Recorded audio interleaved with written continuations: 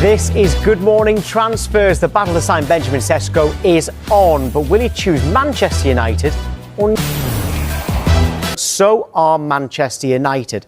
Right, Kevin, the demand for SEŠKO, why is there such a demand? And remember, Arsenal have wanted him in the past as well.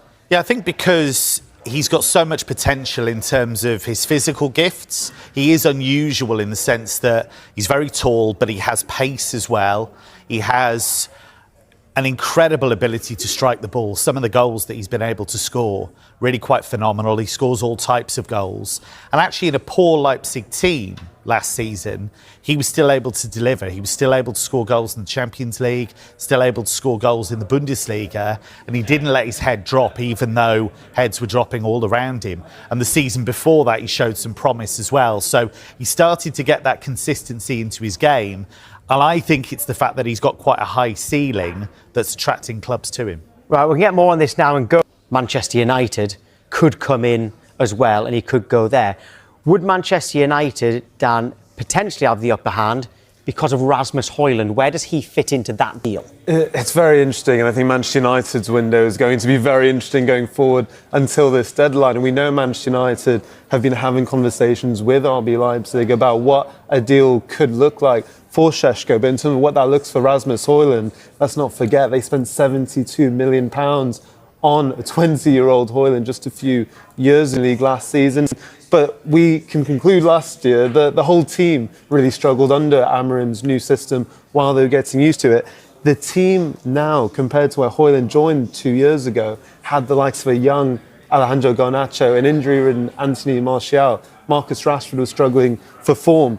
You look at the team now, even if SEŠKO arrives, having Mbeumo, Cunha around you, Bruno Fernandes, it's just a completely different team. So I personally think Højlund maybe just needs a bit more patience to be given to him and see how he works with this refined and fitter, as Amorim has said out in America, team that has had more time with him in his system. Would he fit in at Leipzig, though, if Leipzig did want Højlund as part of this deal, or separate deal, or loan maybe?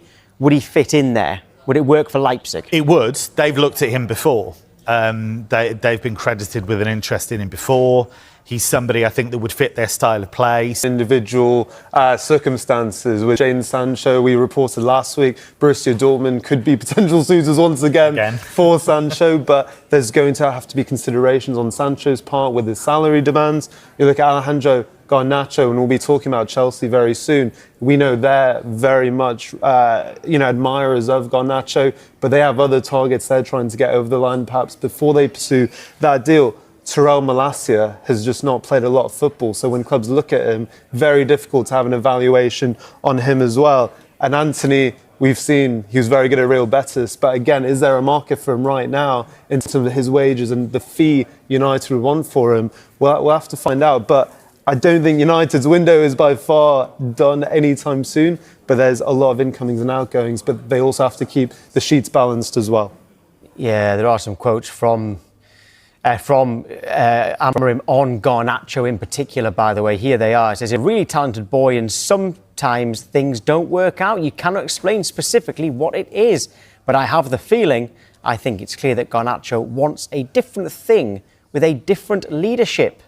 And I can understand that, so I think it's not a problem. So that's Amorim on Garnacho. One player who has gone, or at least temporarily, is Marcus Rashford. Kevin, he's gone to Barcelona. But is he going to be allowed to play? What's going on with his registration? So we're back again to Barcelona and their registration.